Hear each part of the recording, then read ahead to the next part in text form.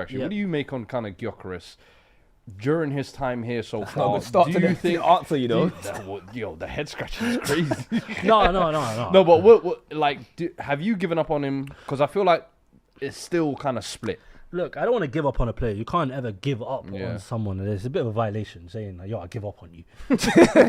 When you want it like that, fair. Yeah. No, but I think, look, I'm going to be honest. Before we signed him, I wasn't the biggest advocate for Gyökeres. Maybe you can search my tweets or I made videos about it, but Who's your preference? Because everybody, I feel like, had the Sesko or Ekatike or... for me, look, hindsight is 2020.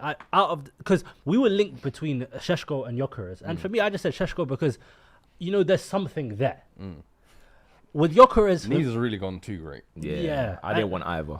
to be honest, if Ekatike was an option, hey, I mean, give he me that. was. Yeah, I I mean, don't think he Arsenal. was. No, I don't think Arsenal. He's were- doing Thierry Henry celebrations. I mean, he was. If but we could have signed Ekatike, I would have loved for us to sign him. But Gyökeres, the problem is, he had so many physical advantages in the Portuguese league. He was too big, he was too strong, he was too quick. When you come to the biggest, or the league with the most of pace, power, physicality, you need something else as a part of your game. And I think what my biggest gripe with Gyökeres is, the guy can't hold up the ball for his frame. I don't know if it's a tactical thing, a technical thing with his body that he doesn't know how to use it correctly. But for me, it hurts us a lot because if we want to go long, which we've been doing a lot more this season, we need our striker to hold up the ball and try and bring everyone in because that's obviously how long ball works. And unfortunately, Gyökeres, I've seen too many times, most centre-backs have physically dominated him. So if he's not even giving me that, and the goals aren't really coming in, Hermano, please give me something.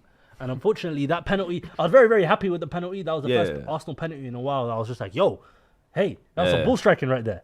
But aside from that, look, I don't want to give up on the guy. And obviously, we need to adapt to him as much as he needs to adapt to Arsenal. But it's not been a fun watch, I'll be honest. Yeah. If for the rest of the season, if you had to pick one centre forward who you'd like to be the guy that you rely on for the rest of the season, out of the four options that you've got, Arsenal fans, let me know in the comments as well. Gyökeres, Jesus, Marino, and Havertz, obviously, to come back from injury. Who would be the one that you'd say, you know what, that's the one I'm happy to go to war with? For me, I'll be honest. I don't know if it's going to be the same as you. It might be. It's someone that we like quite a bit. Even with the BCMs, give me Gabriel Jesus. And that's if I can get a fit Gabriel Jesus for 6 months. Wow.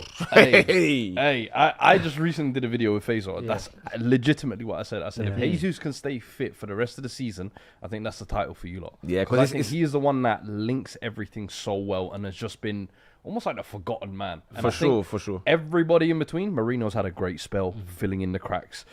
Pause. That's And then Havertz, that was a crazy one. That went under the radar. Yeah, I didn't even clock it. One still. Havertz, I'm interested to see what he looks like when he comes out. But I always imagine after a long spell like that, there's a bit of bedding in time you need. I think Gyökeres, he will be in and around, but I think Jesus is the one that I'm like, you have that bit of difference about you. And I think he can be a finisher. But of course, there's going to be a couple of chances that he misses along with it. But in terms of what he brings outside of just scoring goals as well, I think he brings more than the others as well. Yeah, for sure. Even literally just in this last game, that last 20 minutes or so, we were popping it about like it was 22-23. We're seeing little 1-2 triangles. I'm thinking, bro, he's changed our broke our life again. But then he's going to go and miss 3 chances and do the side face. I'm like, you know what? It's fine, bro. Go on, bro. Just miss another one, bro.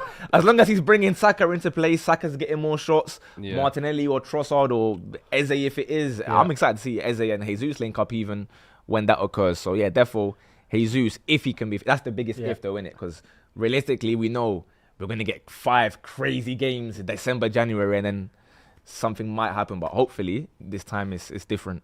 I think, for me, you asked me, like, who would I... Depends on the game. For me... I'm a Havertz fan. Shoot me. Okay. Shoot 2-9. me. Yeah, look, I think Havertz. I've seen enough of a striker sample size to know that this guy, he can get the best out of the team around him. For me, I still think we need another striker next summer. Maybe that's a hot take. No, I hear you as well. I still think we need another striker, like an elite striker, and I think Gyökeres was, for me, not the best use of resources. But if we can get Havertz up to speed, if we can get Jesus, if we can get Gyökeres, inshallah, please give me something, bro. Yeah, I'm looking forward to it, but I do think we need a striker next season. Oh, fairs. Listen, another summer of searching for strikers. The market out there, though, it's not looking very good, is it? It's not. There's only one brother I've been wanting for the last 2-3 years, and he's still chilling in Turkey, man. I need to get him, bro. Whatever it takes. Walk out at 500k. I'm down. I can't lie. I'm down. Hey, payday loan, Yeah, Wonga, bro. whatever it takes. They be telling me as well he's got like a bad attitude or whatever. He's selfish, bro. Bring me that, Give bro. me that, What are you man. talking Give about, me that, man? You man. saying that's what you lot have been missing? Bring me that. Give me that, man. No, fairs. I see a couple people in the chat as well saying similarly Havertz they would prefer. No, fair play. That window leaves you lot 2 points ahead of Man City. Actually, a couple of super chats here. Let me just quickly read them as well.